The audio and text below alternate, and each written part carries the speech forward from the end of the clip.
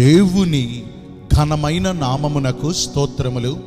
ఈ వాగ్దానమును వింటున్న మీకందరికీ మన ప్రభువును ప్రియ రక్షకుడైన యేసుక్రీస్తు నామములో శుభములు, మా హృదయపూర్వకమైన వందనములు. ఈరోజు మీ కొరకైన దేవుని వాగ్దానము కీర్తనలు గ్రంథము 2వ కీర్తన 12వ చరణము. యెహోవాను ఆశ్రయించు వారందరూ ధన్యులు.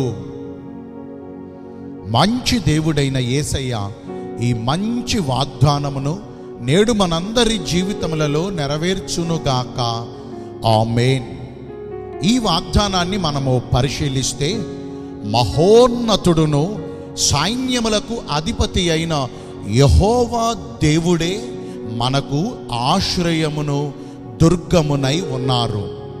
మనకు ఆపత్కాలము ఎదురైనప్పుడు, మనము కష్ట సమయాలలో, శోధన గడియలలో, ఇరుకులలో, ఇబ్బందులలో ఉన్నప్పుడు, మన చుట్టూ ప్రతికూల పరిస్థితుల వలన మనము దీన దశలోనికి వెళ్ళిపోయినప్పుడు, మనుష్యులందరూ మనలను విడిచిపెట్టి మనలను అనాథలుగా మిగిల్చినప్పుడు, ఇంకా సహాయాలు పొందే మార్గాలన్నీ కూడా ఇక దాదాపుగా మూసుకుపోయి, ఇక మనము బయట పడుట అసాధ్యము అనేటటువంటి ఇరకాటంలో మనము పడిన సందర్భాలలో కూడా మన యేసయ్య ఒక్కడే మనము నమ్ముకొనదగిన సహాయకుడు.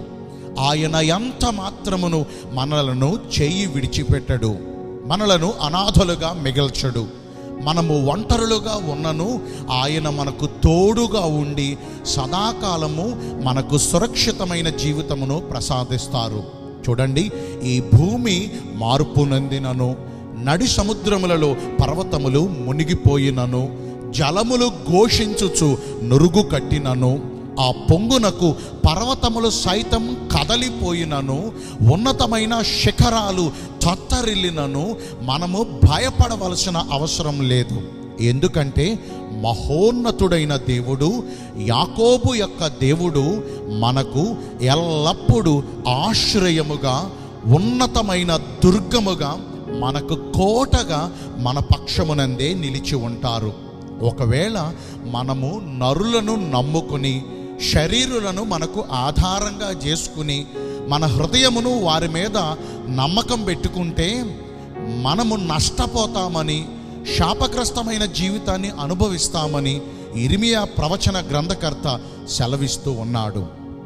ఈ రోజున ధనమును నమ్ముకున్న అది తాత్కాలికమే, మనుషులను నమ్ముకున్న వారు తాత్కాలికమే, బలమును నమ్ముకున్న, ఆస్తిపాస్తులను నమ్ముకున్న, ఈ లోకములో ఏది మనకు ఆశ్రయంగా ఉన్నా అది మరలా కనుమరుగైపోతుంది. కానీ మన యేసు ప్రభు మాత్రమే నిన్న, నేడు, నిరంతరము ఆయన సజీవుడుగా, ఏకరీతిగా, మారని వాడిగా మన పక్షమందుండి మనకు ధన్యకరమైన జీవితమును ప్రసాదిస్తారు. ఆయనను నమ్మి, ఆయనను ఆశ్రయిస్తే మనకు కలిగే ధన్యతలేంటో చెప్పమంటారా? మొదటిగా, అడవిలోని సింహపు పిల్లలు లేమి గలవై ఆకలి కొనవచ్చునేమో కానీ ఆయనను ఆశ్రయించు వారికి ఏ మేలు కొదవై ఉండదు. లోకమంతా కరువు తాండవించిన, లోకమంతా ఎన్ని ఆర్థిక మాంద్యాలు, ఎన్ని ఆహార మాంద్యాలు, ఎన్ని పరిస్థితులు లోటుతో ఉన్నప్పటికీ మన దేవుణ్ణి మనం ఆశ్రయించాం కాబట్టి ఆయన అవసరమైతే కాకులను పంపించి మనలను పోషించగలిగిన సమర్థుడు. అలనాడు ఏలియాను షోమ్రోను పట్టణమంతా కరువు వచ్చినప్పుడు తన భక్తుడైన ఏలియాను అదే కాకులను పంపించి ఎప్పటికప్పుడు పోషించలేదా? ఆ ఏలియాను పోషించిన దేవుడే ఈ రోజున మన పక్షమందు ఉంటారు. మనకు ఏ లోటు రాకుండా సమృద్ధిని మనకు ప్రసాదించి తృప్తికరమైన జీవితమును మనకు దయచేస్తారు. ఆయన గుప్పిలిని విప్పి సమస్త జీవకోటి యొక్క ఆకలిని తృప్తిపరచగలిగిన వాడు మన ప్రభు అయిన యేసయ్య. ఇక రెండవదిగా, ఆయనను ఆశ్రయిస్తే ఆయన మన కొరకు గొప్ప మేలులు దాచి ఉంచారటండి. అంటే చూడండి, మన పెద్దలు మన పితరులు మనం బయట నుంచి వచ్చినప్పుడు మన కొరకు ఏమేమో దాచి ఉంచుతారు కదా, అలాగా ఆయనను ఆశ్రయించు వారి కొరకు ఆయన గొప్ప మేలులు సిద్ధపరిచారటండి. ఇక మనం మేలుల కొరకు ప్రయాసపడాల్సిన అవసరంలా, ఇంకా మనకు కావలసిన వాటి కొరకు వెంటబడి వెళ్ళవలసిన అవసరం లేదు. ఆయనే మనందరినీ ప్రేమించి మన కొరకు గొప్ప మేలులు దాచి ఉంచారని, గొప్ప మేలులు సిద్ధపరిచారని కీర్తన గ్రంథకర్త దావీదు సెలవిస్తూ ఉన్నారు. మనము చేయవలసిందల్లా మనుషులను కానీ, లోకములో ఉన్న వాటిని కానీ, ఇంకా ధనమును కానీ, బంధువర్గమును కానీ, ఇంకా దేనిని మనము నమ్ముకుని వాటిని ఆశ్రయించకూడదు. భక్తుడైన దావీదు పలుమార్లు మరణ ఛాయలలో ఉన్నప్పుడు అతడు యెహోవా శరణుజొచ్చి ఉన్నాడు కాబట్టే తన ఆపదలన్నిటిలో నుండి ప్రభు దావీదును విడిపించి క్షేమముగా రప్పించారు. ఈ రోజున మనము కూడా యెహోవా యందు మన పూర్ణ హృదయముతో నమ్మకముంచి ఆయనను ఆశ్రయించి ఆయన ఇచ్చే ధన్యకరమైన జీవితమును పొందుకుందాము. ఒక చిన్న ప్రార్థన మీ కొరకు నేను చేస్తాను.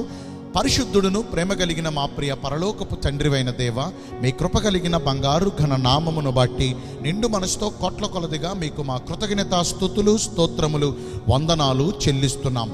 మిమ్మును ఆశ్రయించువారు ధన్యులని ఈరోజు వాగ్దానము ద్వారా సెలవిచ్చారు. ఈ లోకమును విడిచి మిమ్మును ఆశ్రయించి మీరిచ్చే ఈ వాగ్దాన ఫలమును పొందుకునే కృప నేడు మాకందరికీ దయచేయండి.